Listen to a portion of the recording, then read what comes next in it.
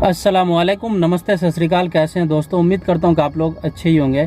आज की इस वीडियो में हम बात करने वाले हैं इंटरनेशनल फ़्लाइट से जुड़ी अपडेट के बारे में। बहुत से भाइयों का सवाल था। सऊदी का न्यू वीज़ा निकलना स्टार्ट हो गया है और वीज़ा स्टैम्प भी हो गया है, तो मेरे पास उस वीज़ा का कॉपी भी आया है। ये कौन सा वीज़ा है और कौन से वीज़ा अभी निकलना शुरू हुआ है, कैसे ये स्टैम्प हुआ है। जो लोग सऊदी से इंडिया छुट्टी पे जाना चाहते हैं उनका सवाल था पीसीआर टेस्ट को लेकर के कि पीसीआर टेस्ट कितने दिन पहले करवाना होगा और फ्लाइट अगर कैंसिल हो जाए तो क्या वो पुराना पीसीआर टेस्ट काम आएगा या नहीं आएगा, और छुट्टी इस साल जाना ठीक रहेगा या नहीं रहेगा, और नॉर्मल फ्लाइट स्टार्ट हो सकता है या नहीं हो सकता है। आज के इसी टॉपिक के ऊपर पूरी डिटेल में बात करने वाला हूं, तो आप लोग मेरे साथ लाइन पे बने रहिए। तो चलिए इस वीडियो को स्टार्ट करते हैं। सबसे पहले हम बात कर लेते हैं सऊदी से इंडिया जो लोग छुट्टी पे जाना चाहते हैं उनका सवाल है टिकट के बारे में। अगर आप वंदे भारत मिशन का टिकट लेते हैं तो आपको 1000 रियाल का या 1100 रियाल का टिकट मिल जाएगा, और वंदे भारत मिशन का टिकट इतना आसान तरीके से मिलता नहीं है। चार्टर्ड फ्लाइट का अगर आप टिकट लेते हैं तो बहुत आसानी से मिल जाता है। आप जिस भी एरिया में रहते हैं सऊदी के, आप उस एरिया में जाके, हर एरिया में एक ट्रैवल एजेंसी होता है जो दुकान खोल के बैठे होते हैं। आप उस ट्रैवल एजेंसी के पास जाकर के आप टिकट ले सकते हैं। अगर आप 10 दिन पहले भी टिकट लेते हैं तो आपको 1100 या 1200 रियाल का टिकट मिल जाएगा। अगर आप 1 दिन या 2 दिन पहले टिकट लेते हैं तो वो 1500 का भी मिल सकता है और 1800 रियाल का भी मिल सकता है।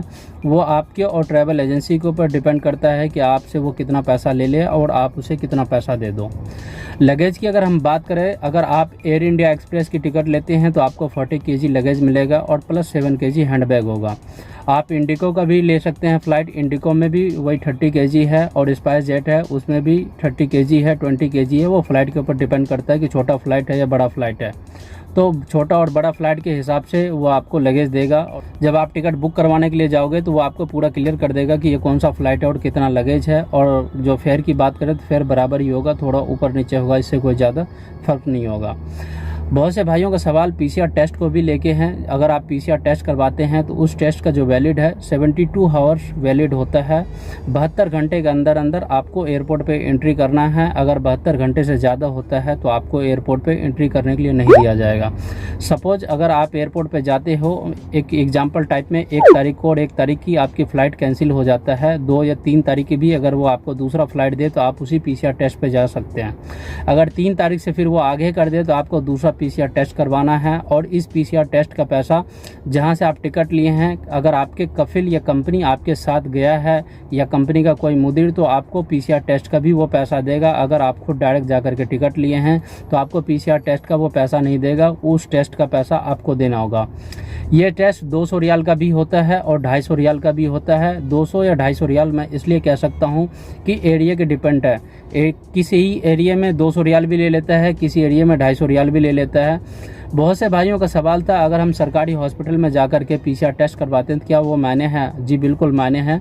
सरकारी हॉस्पिटल में जाके आप पीसीआर टेस्ट करवा सकते हैं, वो बिल्कुल मायने है। पर सरकारी हॉस्पिटल में जाते हैं तो इतना आसानी से वो टेस्ट नहीं करता है, टाइम बहुत लगा देता है। आज आप टेस्ट करवाते हैं तो अगले दिन रिपोर्ट देता है, उस पर भी वो क्या फॉल्ट निकालेगा उससे आप कुछ कह नहीं सकते हैं, उसका कुछ अंदाज़ा नहीं हो सकता है।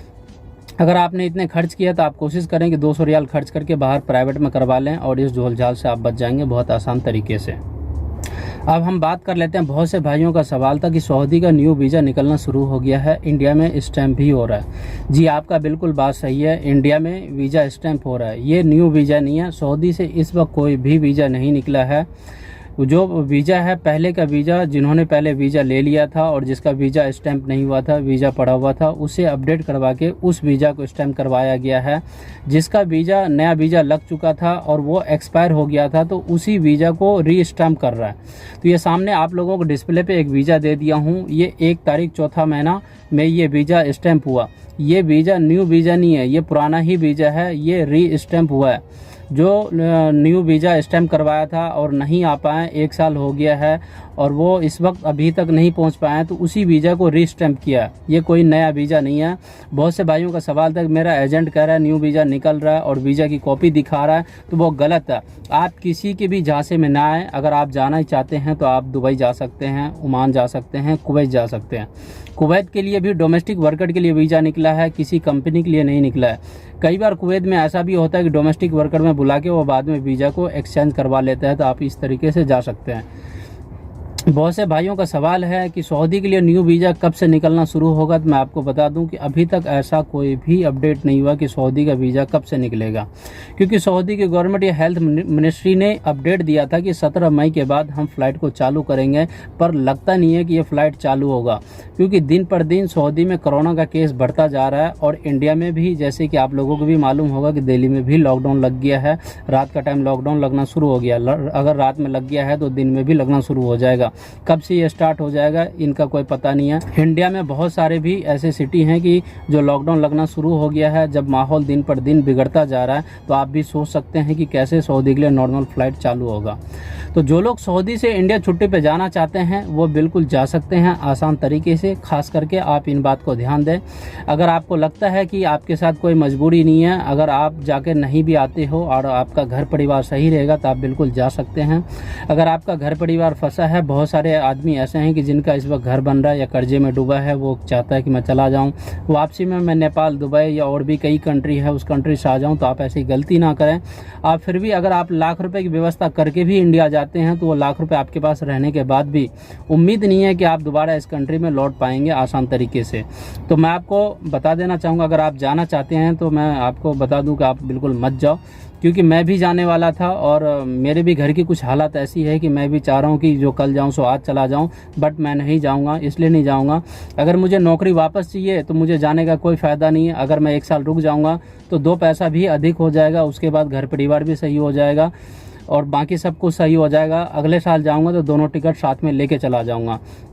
इस साल बहुत सारे हमारे यार दोस्त हैं, आप वीडियो में देख रहे हैं कि मैं डेली छोड़ के आ रहा हूँ, कभी इस हफ्ते कभी उस हफ्ते। वो लोग तो जा रहे हैं, बहुत सारे ऐसे आदमी गए हैं और जाके फंस गए हैं। वो अब रो रहे हैं कि मैं आपकी बात मान लेता या थोड़े दिन रुक जाता तो वो ज़्यादा अच्छा है। तो आप ऐसी पछतावा ना करें और इस वक्त आप ना जाएं। अगर आपको लगता है कि मैं जा रहा हूँ, ना आऊँगा, मुझे नौकरी छोड़ना है, बहुत सारी ऐसी बात है, तो आप बिल्कुल जा सकते हैं। तो ये आपके ऊपर डिपेंड करता है कि आप क्या करना चाहो। जो लोग इस वक्त सऊदी में रह रहे हैं, जो उम्रा करना चाहते हैं, ये उनके लिए मैसेज है। अगर आप उम्रा करना चाहते हो तो आप कोरोना वैक्सीन का टीका लगवा लें। अगर आप कोरोना वैक्सीन का टीका लगवा लेते हो तो लगवाने के 14 दिन बाद आप उम्रा के लिए जा सकते हो। अगर आपने कोई टीका नहीं लगवाया है तो आप उम्रा के लिए बिल्कुल नहीं जा सकते हो। सऊदी हेल्थ मिनिस्ट्री की तरफ से ये अपडेट आया है, सामने डिस्प्ले पे आपको स्क्रीनशॉट दे देता हूँ। वैसे भी अगर आप उम्रा के लिए नहीं भी जाते हैं और आप लगवा लेते हैं ये वैक्सीन, तो ये आपके लिए फ़ायदे की बात है। तो आप कोशिश करें कि ये वैक्सीन लगवाने में हमारा ही भला है और हमारा कोई नुकसान नहीं है। होगे तो इस वीडियो में आपको पूरी डिटेल में बताया हूँ, तो उम्मीद करता हूँ आपको समझ में आ गया होगा। अगर मुझसे कांटेक्ट करना चाहते हो या मुझसे कोई भी सवाल जवाब करना चाहते हो तो मुझे इंस्टाग्राम पे कांटेक्ट करें और इंस्टाग्राम पे मैं आपको बिल्कुल जवाब दूंगा। तो उम्मीद करता हूँ ये वीडियो आप लोगों को अच्छा लगा होगा। अच्छा लगा तो मेरे इस वीडियो को लाइक कीजिए और सब्सक्राइब कीजिए और दोस्तों में भी शेयर कीजिए। मिलते हैं आप लोगों से किसी नेक्स्ट वीडियो में, तब तक के लिए खुदा हाफिज़।